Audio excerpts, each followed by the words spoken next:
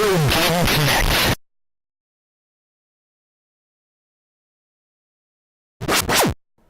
Hello and welcome to Retro Game Connect. I'm Dan Mastriani. I'm Ian Butterfield. And today, one of gaming's earliest characters settles down and starts a family. Because we're playing Ms. Pac-Man on Sega Genesis. Waka waka waka Yes. waka waka waka waka waka waka. Yeah, so this is basically Pac-Man's wife. With which he has a Pac baby. Who also gets its own game, I believe. But we're going to probably want to move fast with this because we've got to tell basically three stories. First, we've got to talk about Pac-Man. Then how Ms. Pac-Man came to be. Then how that came to be ported to Genesis. Because it's an interesting story. So we'll start with Pac-Man, right? Pac-Man, Namco game, famously created by Toru Iwatani. Famously. Yes. I knew that exact fact. Well, either way, Iwatani is the creator of Pac-Man. Basically, he wasn't necessarily interested in computers or anything like that. He just was interested in creating images that could communicate to people. That's So gifts. what he's. Yeah, I don't know. Well, they didn't have those yet in the 80s, so he had to do something else. He just kind of ended up working on computers. The same thing with, at Namco. He joined Namco not necessarily to work on video games. It's just what he ended up doing. He could have been an office worker or whatever, but according to him, he had like a really strong vision of how game design should be done. And he ended up working in video games. I mean, people might be... I feel like maybe I should quickly explain, like with a lot of Japanese companies, what they do is they hire a bunch of people straight out of college. And they're not looking for certain skills. They're looking for people who will fit into the company's culture. So you get in Japan, traditionally there's this idea that you get hired with a company and you spend your entire career there. It's kind of there's kind of like an employment for life system.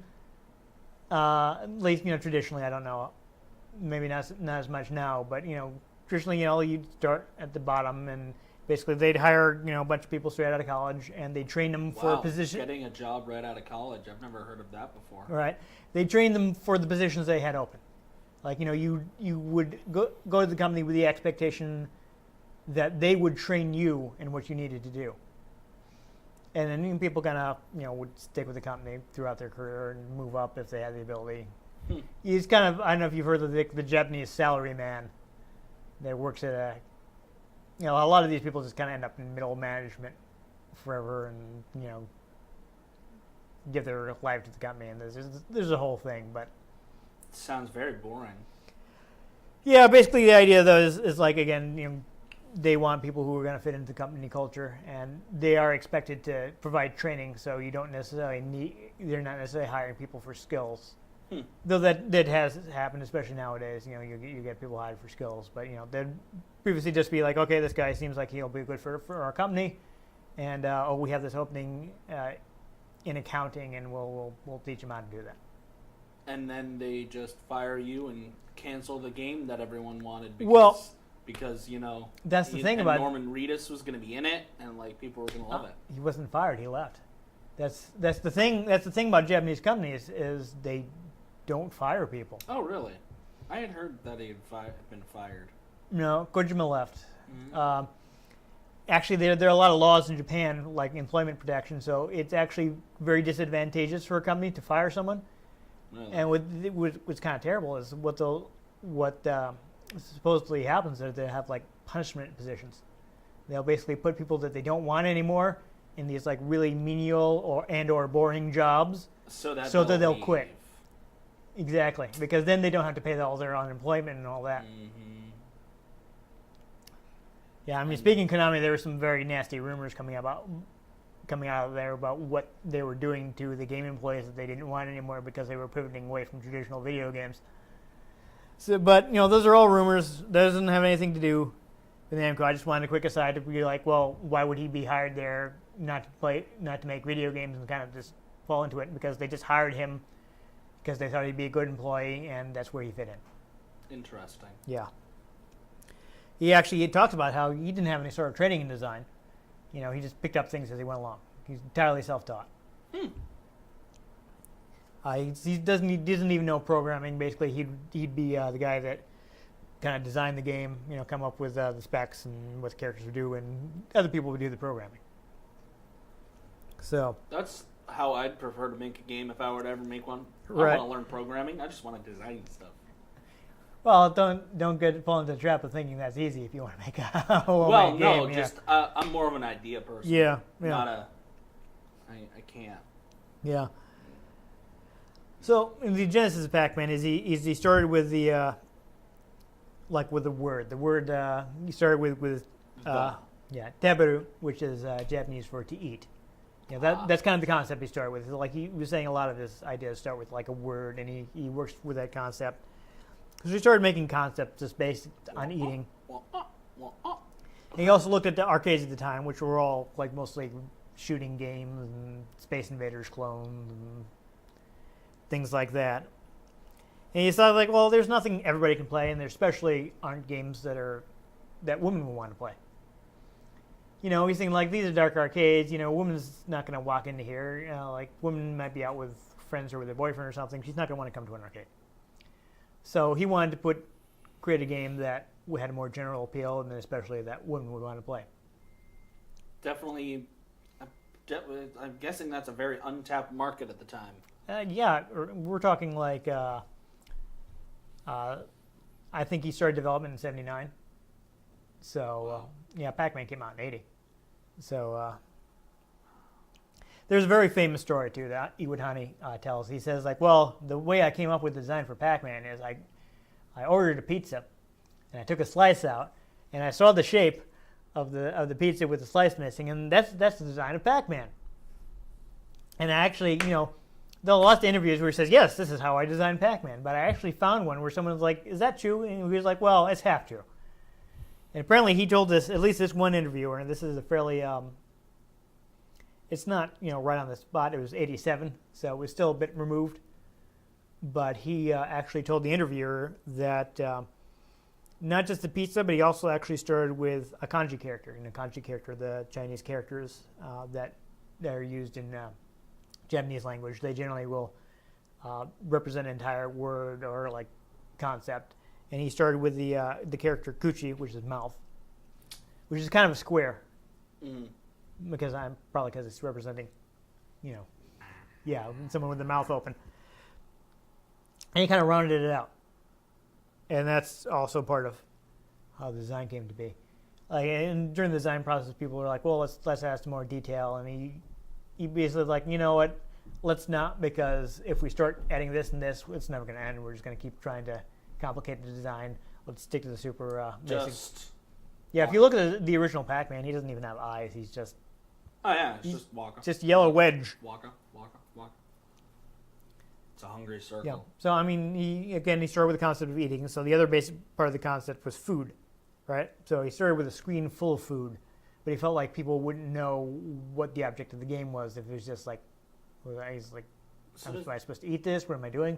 So he decided to put it in a maze to make it more clear that you had to, get to this food and eat it. So, do we have basically like two giant famous characters whose powers and abilities are completely based on eating? Pac-Man and Kirby.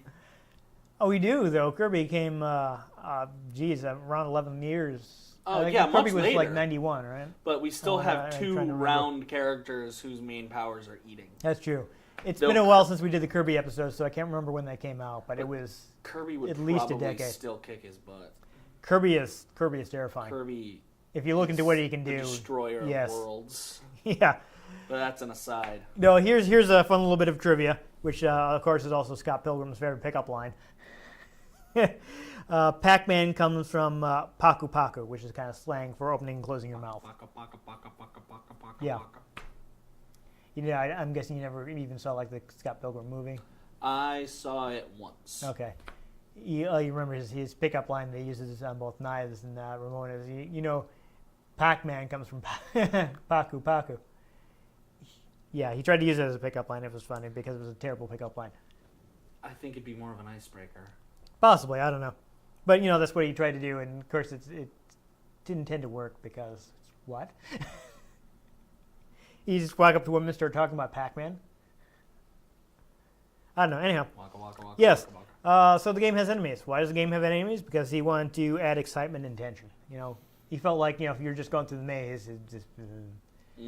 So he kind of thought it would add more. And this is straight from Iwatani. I'm not taking any credit for this, but the ghosts are different colors because he thought women would like the pretty colors.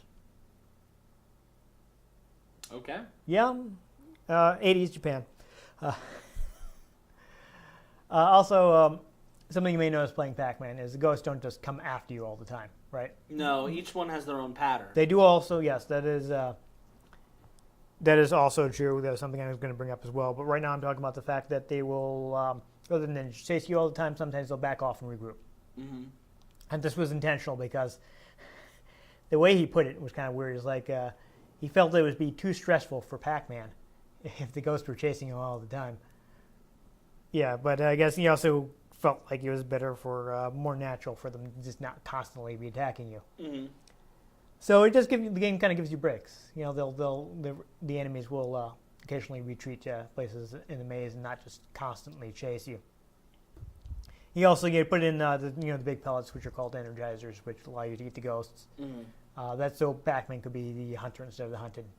Kind of get to flip it around a little. As you mentioned, they do all have different behaviors. You consider that one of the most difficult parts of the game was tuning that AI. Mm-hmm. And the team was around 5 people. It took them around 5 people. Was there like half a guy? I think it was 5 people. And it took them he says it took 1 year, 5 months to finish the game, which was an unusual amount of time for a game. But I guess they spent a lot of time, refining it, trying different things. Well, And it paid off. Yeah, back then you think, when you want to test out your new build of your game, you don't just load it up. You have to burn an EEP ROM, put it in the hardware. It was kind of an involved process. Yeah. But again, it paid off. Yeah, no, Pac-Man was a huge hit. The biggest. As it happened. So at that time, Namco didn't release arcade games in the U.S. by itself. It actually, what they ended up doing is signing a deal with Midway. Is that why you always see it with Galaga? No, Galaga was also a Namco game.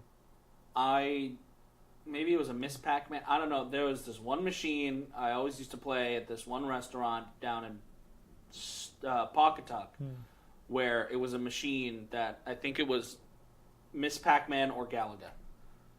Yeah, no, they've come out with those in recent years, but. Oh, this was not recent. I'm talking at least 10 years ago. Well, relatively recent. Yeah, I should say. Not like the last couple of years, but the last. This is like a after the millennium type thing that they've done. Yeah. Anyhow, they licensed the game to Midway, right? Midway manufactured Pac-Man in the U.S. and distributed it rather than Namco taking care of themselves. They're like, here, we will license this to you. You handle the manufacturing and the distribution. Just give us a cut. We just want a cut, man. Yeah, just they didn't like that. In. So they were in charge of Pac-Man in the U.S., and that will be important in a minute or two. Next, we have to talk about a company called General Computer Corporation, which was founded in 1981 by such a fun name. Yeah, by people by several MIT students. All right, Kevin Curran, Doug McRae, and John Tilko. Perhaps that's how you pronounce it. I'm not sure. They also brought in a guy called Steve Golson to work on hardware because the three of them were more software and he knew about hardware. Earlier, I think it was McRae and Curran had been running arcade machines in the dorms at MIT. One interview I saw said pinball, so I don't know if they were pinball or arcade machines. This was 70, so pinball might have been more likely. But since they weren't hardware guys, Golson had actually been helping them maintain them because he kind of understood that stuff a bit more. So they formed this company, right? And the idea was... Gave it a very boring name. Yeah. The idea was they were going to make enhancement boards for arcade machines. And what these basically were is this is a little bit of extra hardware you can install in an existing arcade game, make it more difficult. Because a lot of these games had patterns that players would use. So they made the first Game Sharks. It's only the opposite direction because they were making the game harder, so people would have to spend more quarters. I mean, Game Shark. You could Game Shark. But yeah. essentially, it's Game Sharks were a piece of hardware you could use to hack your game. In a way, they kind of like reverse engineer the game a bit to find ways they could change it and to make it more challenging. Like, because they'd been running their own arcade machines and they'd noticed that people would get better at the game and then their profits were going way down. This just reminds me of that episode of That 70s Show where they take apart Pong to try to make the paddle smaller. Nice. But, I think one of the things that inspired them to form this company is that they had some missile command machines, and they were looking for an enhancement board on it so they could make more money on the thing, and they couldn't find any. Like they found one that did like just a lousy job. So they were like, you know what? We're MIT students. We should be able to do this ourselves. And what they actually did is McRae took out a $25,000 loan from his mother. And they bought a Genred microprocessor emulator. And basically what that is a machine that would kind of take the place of the processor in whatever your system was. Like, they were designed for like embedded systems, which are probably like serious business things, but they were using them as serious business. Yeah. And it would, take the place of the processor and let you look at the code, kind of disassemble the code, just see what was happening, stop it, pause it, run through it step by step, things like that. So rather than the other people who were just kind of, trying their best to hack at these things, they had like seriously, just hacking away, trying to look at memory addresses and things like that. They had this like serious development machine that they were able to use to reverse engineer Missile Command, and they came out with this enhancement board that they called Super Missile Attack because they didn't want to be stepping on Atari's copyright. And in 2 months, it made $250,000. So they paid that loan back. Yeah, they were selling this kit like crazy. So because Atari was not happy. They were like, meh. Yeah, that it basically ended up in the courtroom. There was a protracted legal battle. Basically, I think Atari was basically expecting a bunch of college kids will intimidate them and they will fold in seconds and stop selling these things. That did not happen. Yeah, it ended up being a protracted legal case, and eventually, at this point, Atari was owned by Warner, and one of Warner's lawyers were like talking to the guys at GCC and like, okay, what do you guys actually want? What are you here to do? And they were like, well, we just want to make games. Like, okay, fine. Why don't you make games for us? Sounds good. Yeah. So they became part of Atari. Not exactly, but they got a contract. Actually, their contract was directly with Warner, which was interesting. So they went from enhancing games to being sued by the game creators for enhancing the games to creating games for that same company. Exactly. Yes. That is the story in a nutshell. That is life right there. I've got a couple. One interview didn't mention this, another one did. It may have been part of their agreement that they were not to manufacture enhancement kits without permission of the publisher. It's weird. Like there were a couple different interviews with Golson where he tells the story differently. So I'm not sure what exactly was going on there, but either way, prior to the suit, they started working on an enhancement kit for Pac-Man. Interesting. And because they wanted to not step on the copyright, they basically changed all the graphics, changed the mazes, things like that, and they were going to call their game Crazy Auto. Yeah, fun thing about this that I actually saw is they'd been having like really tedious time creating the new graphics, and until they came up with the idea of prototyping them on a light bright. That is beautiful. I mean, you think about it, right? Like with pixel graphics, you got a grid. So, in the light bright is a grid that you put pop the lights into. Pegs. Yeah, the little colored pegs. The For those who don't know what a light bright is, because I don't know if they still make these. They might. I think so. I mean, I still have one in my closet, but it's from the 80s. I don't know. But essentially, I mean, I had one when I was a kid. Yeah. They're essentially these boxes that you flip the light on and it projects light out of it, but the opening where the light actually comes out is this clear plastic grid of like little peg holes, and then you basically put black construction paper over it so it darkens the whole thing, and you would put these little pegs that were translucent but colored into the holes, and you make pictures, and they would be lit up and bright. Light, bright.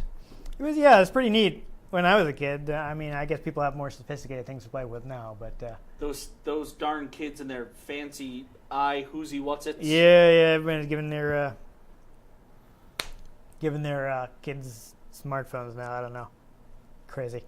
Anyhow, ironically, there probably could be some kid watching this on their iPod or something. Yeah, whatever. Whether they had to or not, they did decide to show this to Midway. They wanted to see if, maybe Midway will want to sell this themselves, is one explanation he gave, or maybe it was because they had to get their permission either way. Though, and there he was saying, in the other interview, he was saying that, hey, nobody knew that we had to get people's permission, so we were the boss was kind of going at it in the impression like, hey, we just had a lawsuit with Atari and we won. So maybe you want to work with us instead of suing us. Either way it happened, they ended up showing Crazy Otto to Midway, right? And they think, maybe Midway will want to sell Crazy Otto. Midway was like, no, let's make this a new game. Because unbeknownst to General Computer Corporation, at this time, Midway had pretty much just about finished cranking out Pac-Man. So they were basically like, let's make a sequel. Yeah. They had the production line. I mean, you probably know with production line, the longer you can keep it running, the more profitable it is. You lose money if you have to stop production on your production line. Yeah. So you want to constantly have a product in your production line. You want to keep building stuff, just pumping it out. You want cabinets selling. Yes. All the time. So they needed a new game. They'd been getting on the phone to Namco and being like, hey, where's your next big hit game? Pac-Man's starting to dip. We need something new. What's your new game? And Namco didn't have anything for them. They were like, So just as they were looking at having to close down that production line, which they'd ramped up because Pac-Man was selling so well, and losing a lot of money, here comes this company. It's like, we're making a sequel to Pac-Man. I mean, they're looking at it, it's like, this is great. It's going to run on the pretty similar hardware. So we can slot it right into our existing production line. So, yes, this is going to be, we have the Pac-Man license, we'll make a new Pac-Man game. Supposedly Namco did know about this. And, it wasn't just Midway assuming that they could do it. But who knows, it was originally going to be Super Pac-Man. They went through a couple different names before they got to Miss Pac-Man. That classic, okay, now we have the sequel to something, well, let's call it Super. Yeah. It's interesting. I mean, I did see some images of, the evolution of the character design. At one point, Miss Pac-Man had, long hair. And eventually they ended up with just the bow and eyes. And lipstick. I don't believe the sprite has lipstick, but... I want to say it's just super tough to say. Yeah, I don't know. We'll find out. Yeah, I guess we will. I wonder if it has it on the back of the box. I mean, Golson actually claimed in one of the interviews I saw that not only did Namco know about it, they actually gave him notes on the design. Why don't you try doing this for Ms. Pac-Man? A story I've heard, but I couldn't find. I saw this in trivia things and things like that. I couldn't find a direct source for it, so I don't know if it's true. But supposedly, she was going to be Miss Pac-Man at one point until. The game has little cutscenes, when, Pac-Man and Miss Pac-Man meet. Eventually, the last one is, they have a baby. So, supposedly, at some point, someone well, they can't have a baby if they're not married. She already has the same name as him. There'll be a moral outrage. So they decided that they should be married. And she became Mrs. Pac-Man and then Ms. Pac-Man because it sounded better. I don't know if this is true. This is a story I've seen in a few places. They could have just gone with Pac-Man.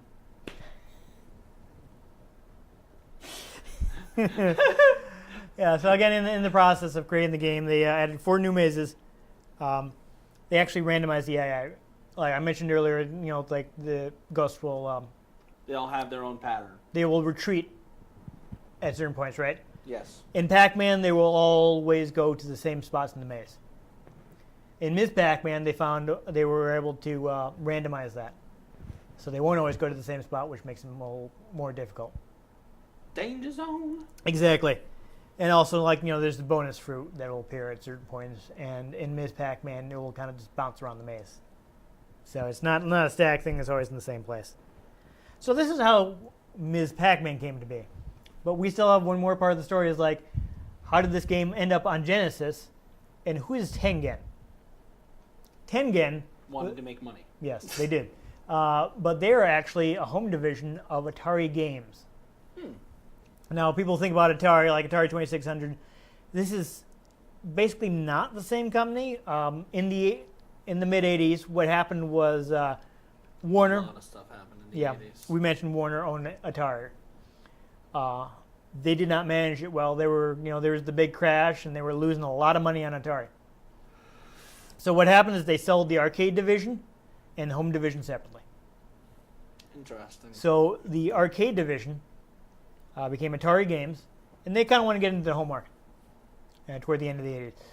And since they were still an Atari home corporation, they couldn't call their home games Atari. They couldn't use that name, so they needed a different name. So they used Tengen, which is Atari is the name Atari actually came from the game of Go. Like Atari is, I think, when you don't have any liberty to put down another piece in a certain area. But Tengen is another term from Go. So that's where that name came from. And, they wanted to port their arcade games to home systems. And, of course, the biggest home system at the time was the NES. NES. Yes. But Atari didn't like the fact that Nintendo was very controlling of the games. No, you can't have blood and gore in Pac-Man. Not just that, but they looked at what happened, like with the crash in the U.S. and with the glut of Famicom software that they had in Japan, and they said, okay, here's what's happening. 1, you will submit games to us, and we will manufacture them. 2, you may only release 5 games a year. 3, you pay us up front and assume all the risk for selling your cartridges. Now, this was great for Nintendo, not so super for third parties. Atari was not happy about it. Maybe that's why Nintendo ended up being so well known for its first-party properties.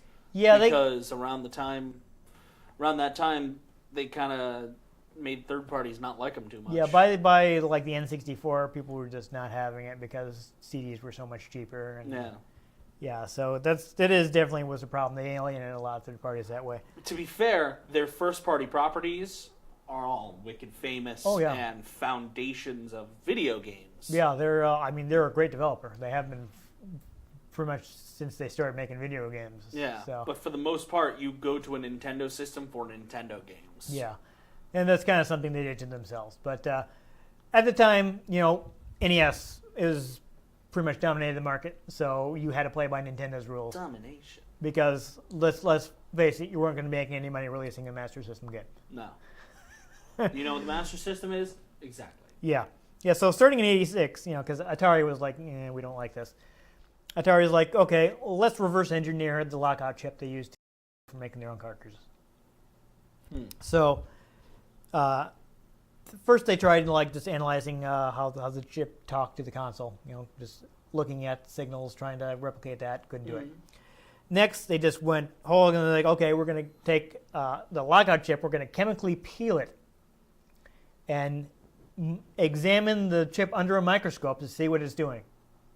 You can do this.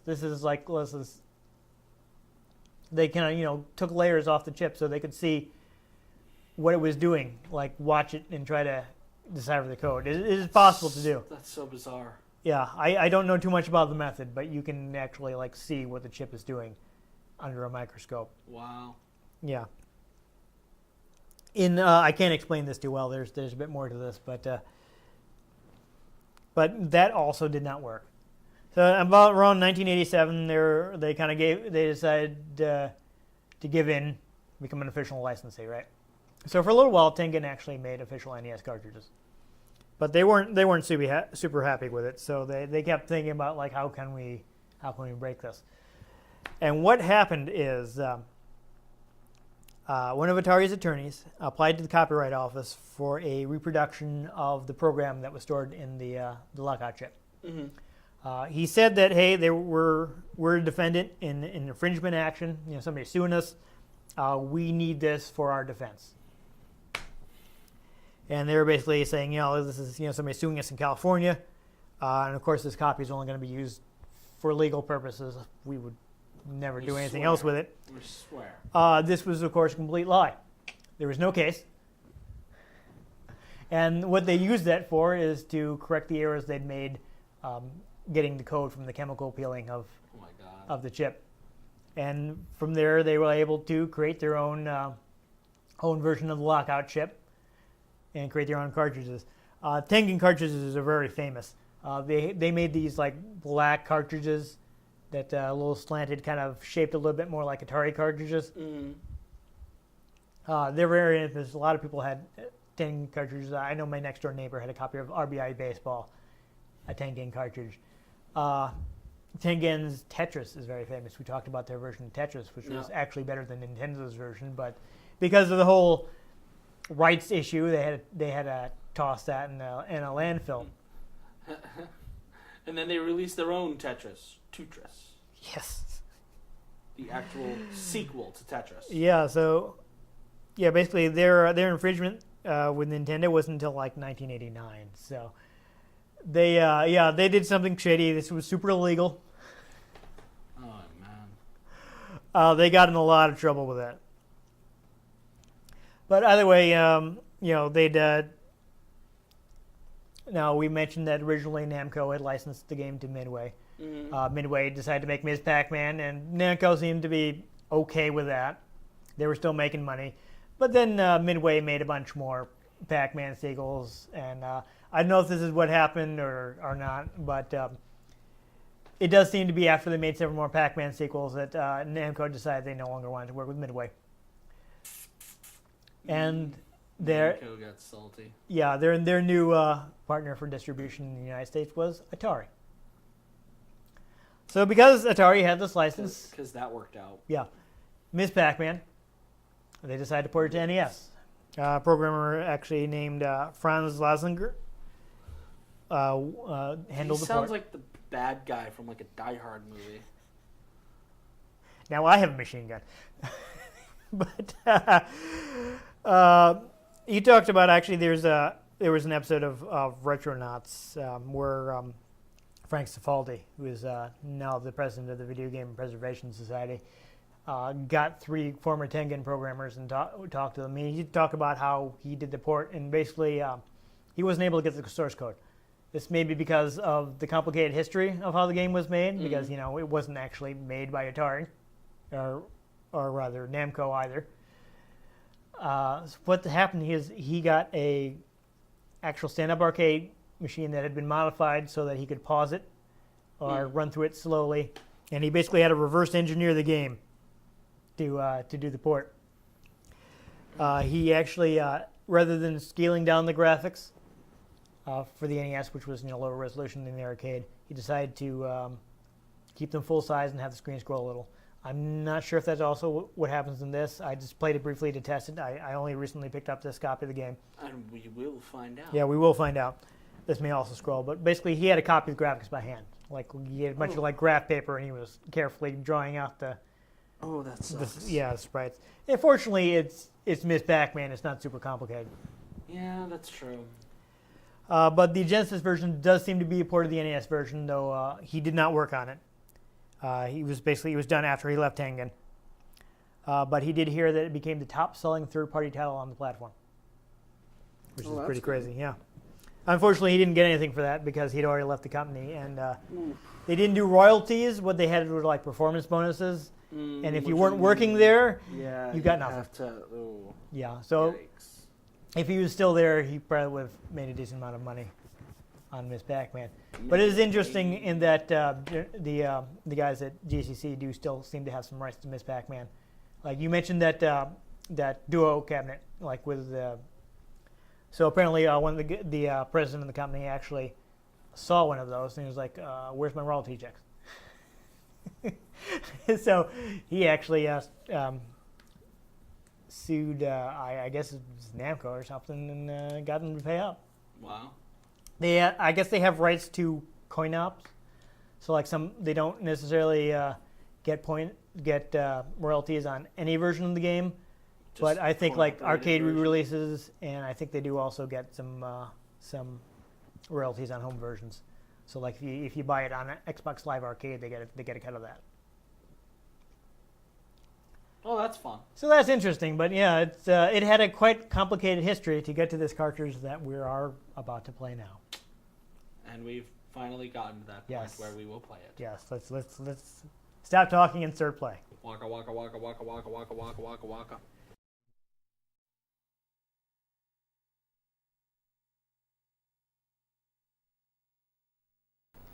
So that's an interesting. Pac-Man. Yeah, that is an interesting title screen. So the reason that I wanted to play the Tengen Ms. Pac-Man and that I went to the trouble of getting a copy when I already have like other versions of Ms. Pac-Man is because they went a little crazy.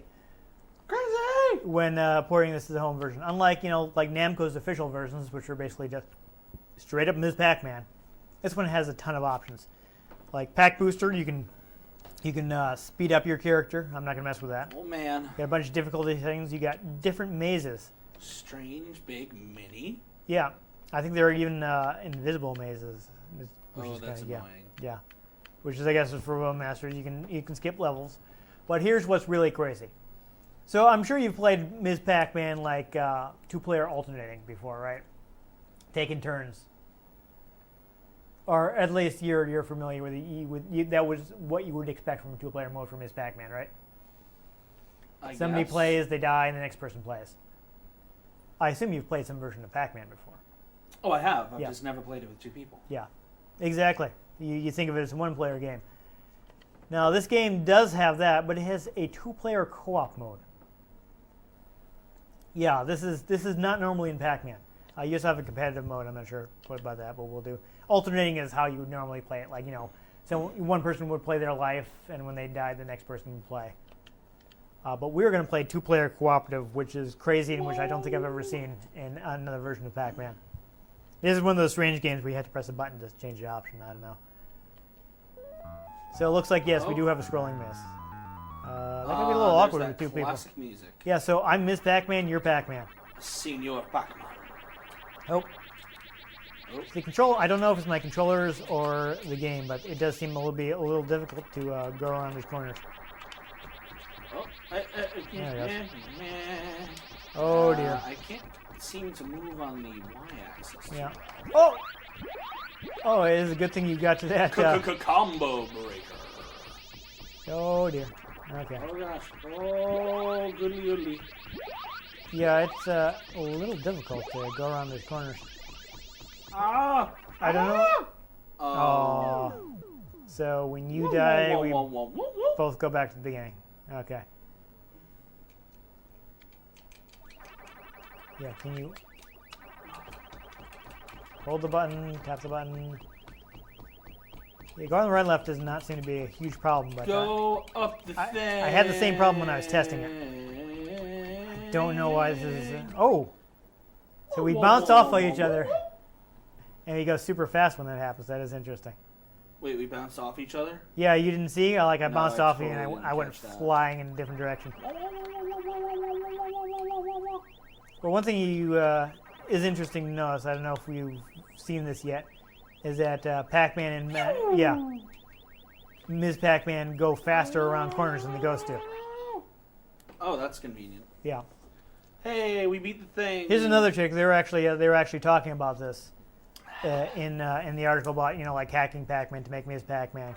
Is one of the things they noticed is that you notice how the Ghosts have big eyes, right? Yep. They will actually look in the direction they're about to turn. Look at that. So you can Big old eyes. You can. I didn't need to eat that. There's a strawberry. I would like to eat the strawberry. I'm trying. Oh, I can't get this. Might really jam us up. Yeah, right. Oh, I got the strawberry. I'm gonna eat a couple ghosts. Just a couple. Oh dear. Bouncing off of each other. Oh gosh, oh gosh, oh There we gosh. go. I managed to go down. Oh. No, I yeah. didn't manage to go to the other way. I got caught between a couple ghosts. And that was awkward. My life. Yeah, yeah. Did you hate when that happens? All the time. Yeah, so different mazes appear at different points. Look, that's how they started dating. Yeah, right? Just kept chasing her. Oh gosh. Oh gosh. Oh dear. Oh gosh. Oh! Oh my gosh. Oh. Oh! Just after I'd made an amazing escape. I do like that we have independent lives, though, so it's not like, Well, you know, marriage doesn't end your independent life. really? I wanted to go in that tunnel, but it did not read. Player 1.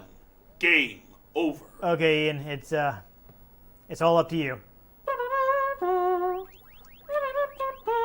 See if you can get those last few pellets. I think you can do it. There we go.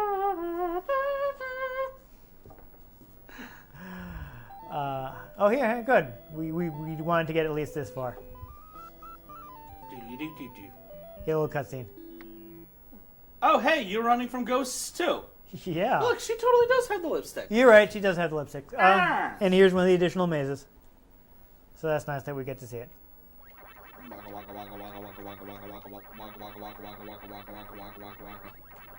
Alright, the game's making that noise itself. You don't have to. It can't go up. That is really awkward. I'm not sure why that's happening. It does seem to be happening with both controllers, so I'm wondering if it is a bug in the program. Like Oh gosh. Alright. It's a ghost in the machine. Fortunately, you seem to have been chasing the ghost that runs away, actually runs away from you. Tangerine. There you go. Yeah, the points. The fruit. Is made up and the points don't matter. Yeah, right. But that was a daring escape. but the point values increase basically as you go past different fruit. Oh no! Oh no! Oh no! Oh yeah! Go up! Go up! Go up! Oh, just escape. Just yeah. Escape! Good work. And he left. He left you alone. Oh gosh! Oh go! Oh, no, he's oh run- gosh! oh, Oh oh, gosh! But as you can see, you go through those tunnels faster. That's another way you can escape. Oh man! Oh, I got another fruit! Oh man! Excellent. You got 500 points. No. Maybe you'll get an extra life. Oh my god! Oh my god! Oh my god! Oh my god! Oh my god! This is so intense. And you can keep Pac-Man. I have never had so much intense, like, this is just so intense. I've never had such an intense game of Pac-Man before. I see. That's why a lot of people think this Pac-Man is better than the original. It would be I better if the control wasn't so awkward. did the thing. I'm not sure why that's happening.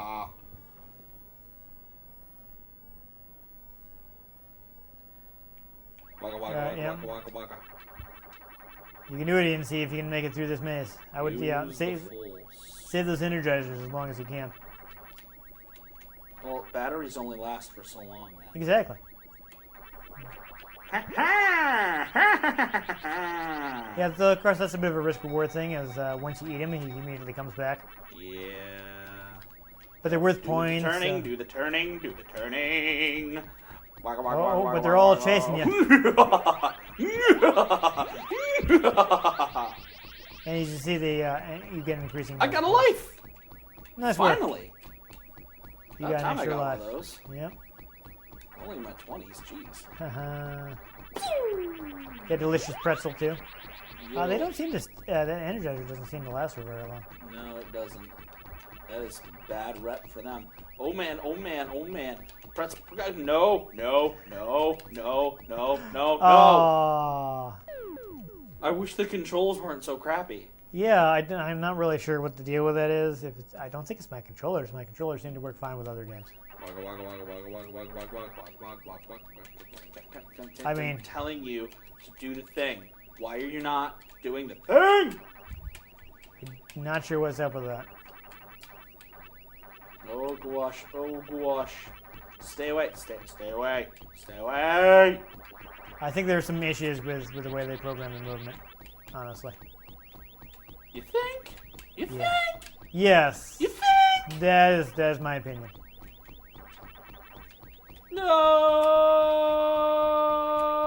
No! Oh, you just missed that pretzel. But I beat the level. You did. Good work.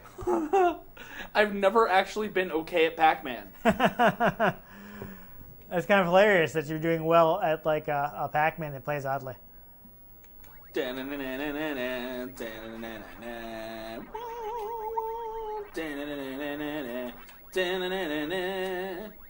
Oh gosh, it suddenly sped up, I think. Yeah. Well, keep in mind this was like the expert version of Pac-Man. Well, maybe they should realize I'm no expert.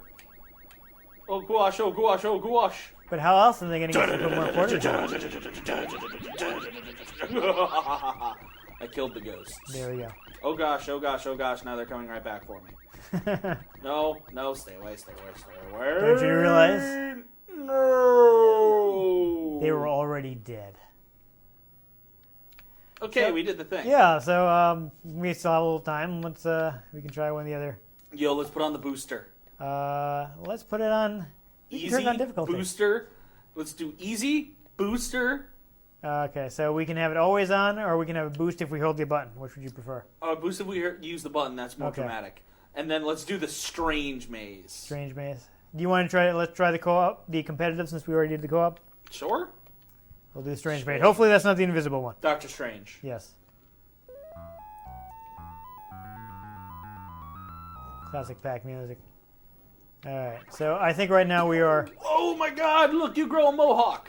Oh, yeah. Oh, okay, so it's on and off. That's interesting. Now, if only I could actually turn! Oh, that is a dead end. That is not a... What? Oh, that is strange. There is... oh, okay. It hadn't scrolled up because you were down there. Yes, I see. Yeah, so this is still Oh using... my our- god, it won't Whoa, let whoa, me whoa. turn. Whoa! Whoa! Come on. Whoa! Go this way. No! You might want to be careful on that boost. Though you are getting some exciting speed lines. It's super exciting. Yep. If only I would turn! I don't know. I can't seem to get down this Why hallway for some reason. Oh gosh, what have I done? What have I done to myself? I can't turn. Turning is not an option anymore. Yeah, no, oh dear. Okay. Okay. Something very strange is going on here. I don't know. Ha! And that's the name of the level. Aha. Oh gosh. Yeah, so I don't seem to be able to. Whoa. I don't seem to be able to I can't go around corners either. So that is a problem. Are we missing something? I don't Do know. we need to, drift? I wish I had the manual. Like, is this Pac-Man Tokyo Drift or something? I don't know, but Oh god, oh god, can't oh god, get oh god, oh into- god, oh god, oh god, oh god, oh god, oh god, oh god. oh. See, we're tied because we both had terrible scores because we can't go over to the side. Why? I don't know. There's something strange with the way the movement is working. See, I'm mashing on left here. But I can't. Oh dear. I can't go left except when I'm in this tunnel here. And then you can't go down. Or then you can go down and then you can't go left anymore. Why? I don't know. Oh my Something is God, very strange. you're Yeah. right. Something's a little messed up here. I'm not sure what's going on. Okay, we're going to give it one more try, and then Player one ready. I think we're going to have to call the pack here. I mean, unless there's like some problem with detecting where the mazes are. Like there could be a bug in it. They didn't port it properly from the NES. Know what I'm saying? I know what you're saying. Know what I mean? Yeah. Ah. Okay. That awkward moment when you get ganged up on by So ghosts. yeah, we stayed tied. You know what? I know who we can call for help with these ghosts. Ghostbusters! There you go. Alright, so I don't know. We're gonna just big. Oh, let's go big. Come on. Alright, so Let's do 2-player co-op again. Okay. Easy, big, with the booster. With Okay. A or C. We'll give it one Just more try. do it. What? Oh, okay. It's slightly larger. I see. Yeah, Slightly. a little bit. All right. This one seems to work a bit better. It can Oh, actually. and we kind of move slower because it's supposed to be paced out bigger. Yep. We can boost. Except, Oh. Yeah. They didn't think of that. I'm stuck in hell. I'm sorry. I'll try to get back down towards you. I think I died. Yeah. That may have happened. So that is definitely a Fatal flaw. flaw of the scrolling.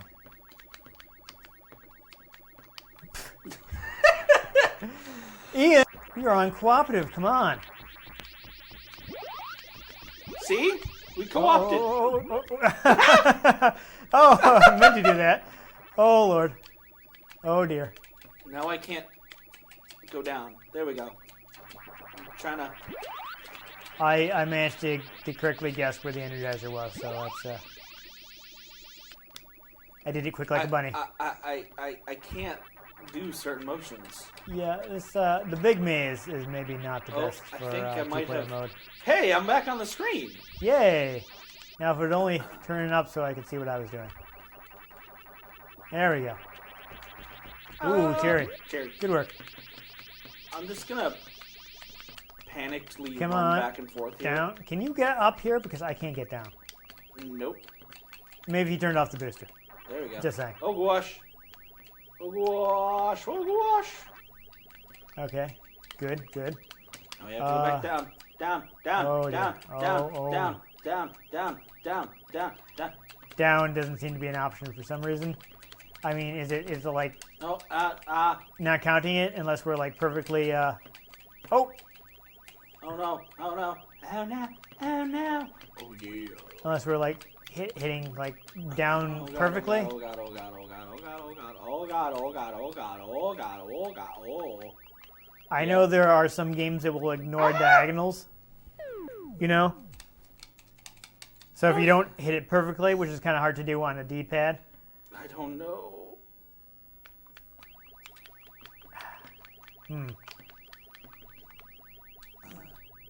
They're sharing, it's fine. They're sharing pack cases. Okay. Super Saiyan Pac-Man is in panic. Yeah, I'm not sure why sometimes I can't go around corners. It's kind of a problem. Es problema. Holding the button doesn't work. Mashing on it doesn't work. I mean, does it not like that I have a 6-button controller? No, hitting the mode button doesn't change anything.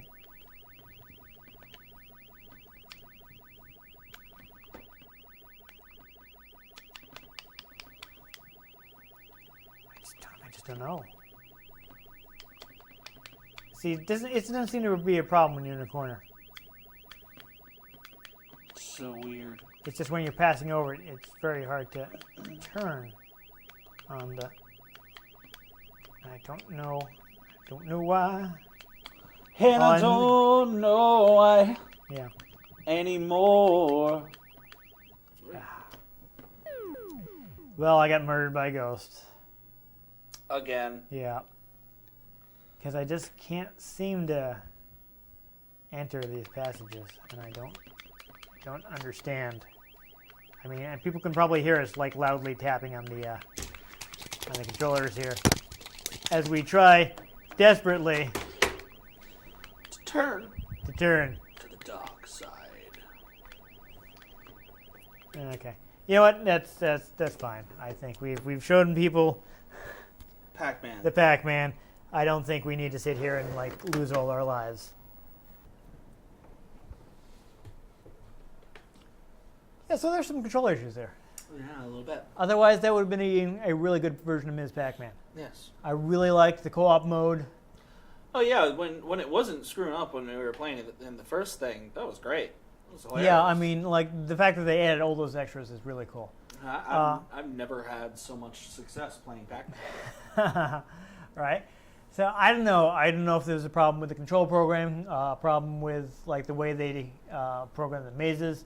They just duct taped it all together. Yeah. And something went wrong. Somebody else ported it to Genesis. You know, the original programmer doesn't know who, so it may be a porting error. I mean, I know that the NES version also has all these features. Mm-hmm. So if you can find the Tengen Pac-Man on NES that make control better, or Ms. Pac-Man, I should say. Either way, though, there are lots of versions of Pac-Man out there. At least 4. Yes. I mean, if people have watched our episode on Munchman 2, they can see a lot of reasons why we didn't like that, and we, said that Pac-Man is better. Is that one, like you see all the things they did to help the players. Is one, you go around corners faster. Yep. 2, the ghost will actually look where they're going to turn, so you have a clue to help you avoid the ghosts. And that was in the original Pac-Man, so there are a lot of fun details. I mean, they did get the being able to escape through the tunnels, but the most important thing I think is that the ghosts will back off. Mm. They won't be constantly man. attacking you. Like we ain't looking to start any trouble. They'll give you a break. And then they do show up and try to start trouble. Yeah.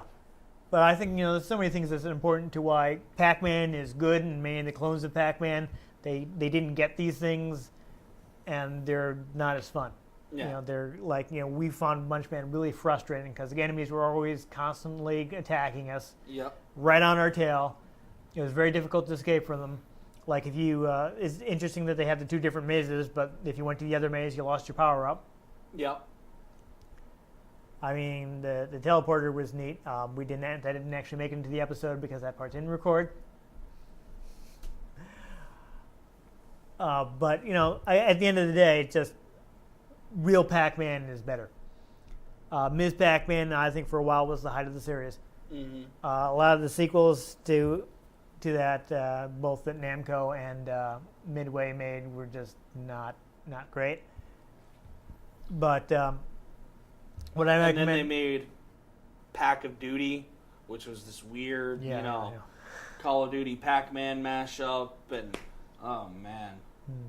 I think I said this also in the Munchman episode, is I really do recommend Pac-Man Championship Edition or DX. I haven't played the latest one. Why is there no crossover game between Pac-Man and Ghostbusters? Honestly. I don't know. Maybe it's just like a licensing thing. They don't feel like it's worth it. Like, instead of the Energizer, there's proton packs. Yeah. You could totally do that. It'd be great. I'm surprised that nobody called up advertising in the movies. Nobody called up Namco and said, "Hey, let's do like a reskin of Pac-Man with Ghostbusters." Yeah. I mean, maybe not for the first 2 movies, but for the most recent one, they could easily have made that like a web game. Yeah, you could play as like Slimer or something. I mean, it'd be way less work than what they did to promote Wreck-It Ralph, where they made the whole actual game. They made the whole actual game. Yeah, they fixed it Felix. You could play that online. Yeah. I think the most I've ever played a Pac-Man clone was in Jack 3. There's actually a level where in order to get something out of a computer, Daxter gets digitized into the computer, and they made up their own version of Pac-Man. It's basically Pac-Man. Yeah. Like you're basically his head going around a maze eating data. And then like once you eat all the data, then you can go in the thing and there's like code trying to kill you and everything. It was the craziest, stupidest Pac-Man clone. But it was within a Jack and Daxter game. No, I'm sure it's just a little like a fun reference. Oh, yeah. Yeah. It was a mini game Yeah. that was part of the main plot. But I mean, back in the 80s, everybody was trying to rip off Pac-Man because it was so popular. Everybody. It was kind of a cottage industry in its own was Pac-Man clones. Yeah. So,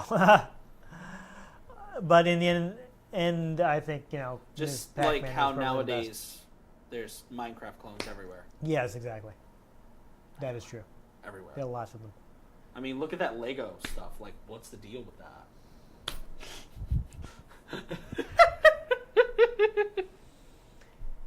Anyhow, though, I mean, Facetious. yeah.